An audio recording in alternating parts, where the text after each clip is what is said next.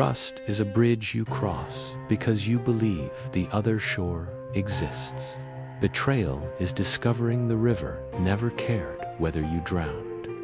When a song learns your heart's secret, it plucks it like a string and waits to hear which note breaks first. Crimson Sonata, Episode 6. Strings of Betrayal. Vienna buries Florian Weiss. In silence, it pretends is dignity. Newspapers soften the truth into collapse. Overexertion, a fainting spell. Adele knows better. His last breath was written into a cursed page, and the sonata took it without shame. She sits at the table, violin unopened, beside her. Madame Roussel sets down tea without speaking. At last Adele whispers, "He looked at me, and then he was gone." The music took him because it prefers lovers and friends. Madame's face tightens. I feared as much. The sonata savors affection. A knock comes, sharp and certain. Adele hides in the practice room, door cracked. She hears the raven-voiced society man. "We require her for service tonight. You signed the contract 3 years ago. Tuition, lodging, protection, in exchange for her performances." A rustle of parchment.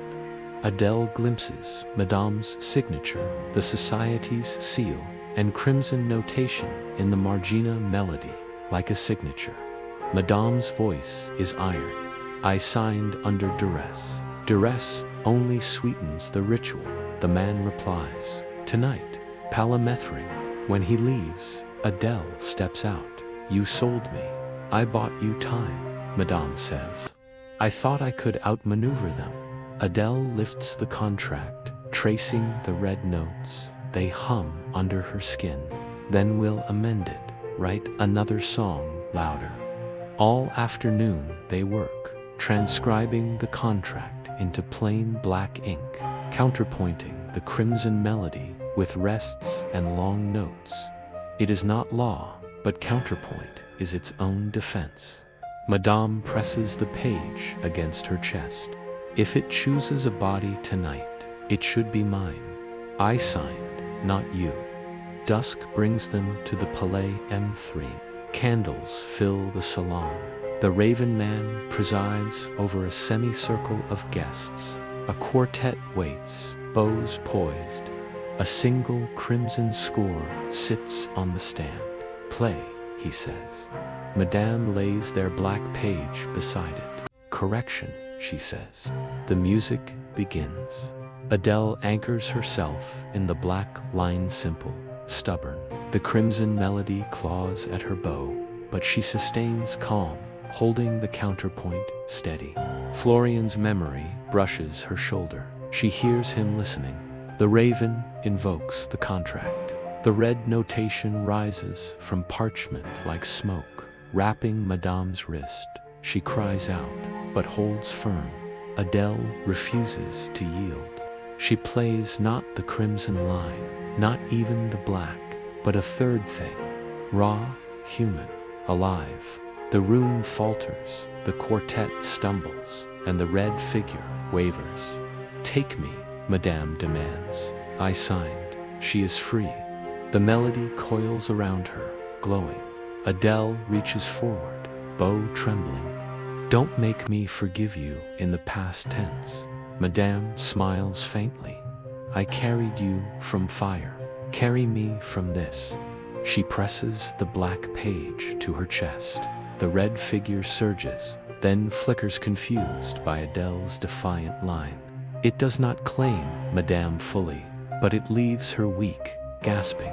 The raven lowers his hand, a substitution. "The girl owes us the next service." Adele glares. "Send your bill to the chapel on the hill. The shadow there keeps better accounts." They leave together, Madame leaning on her at home. Madame whispers, "I thought I could shield you with betrayal. I failed." "You failed at keeping me ignorant," Adele says. "But you taught me counterpoint." That night, Adele marks her score with new notations. Choose the human tempo. Do not let desire lead. She tucks Florian's name beneath the violin's chin as a conscience. The conductor appears in shadow. You rescored a ritual, crude but sufficient. If your ears were better, Florian would live, she says. Even gods fail to save everyone, he replies. I'll begin with the one who signed for me, Adele says. He studies her.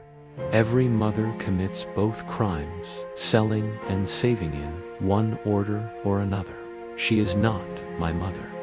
No, he says. That's why she survived offering herself. Before he leaves, he warns, the society will answer with elegance. Expect generosity with hooks sewn in. Adele lowers her bow. She has no illusions left, only resolve. Contracts written in sound can be countered in song. Betrayal and love may share the same signature. Tonight, Adele refused to let the sonata decide alone, and Vienna learned that even curses can be made to stutter.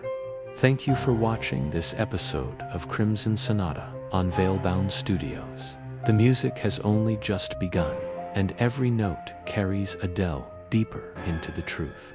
Be sure to subscribe, share, and join us for the next episode, Episode 7, Blood in G minor.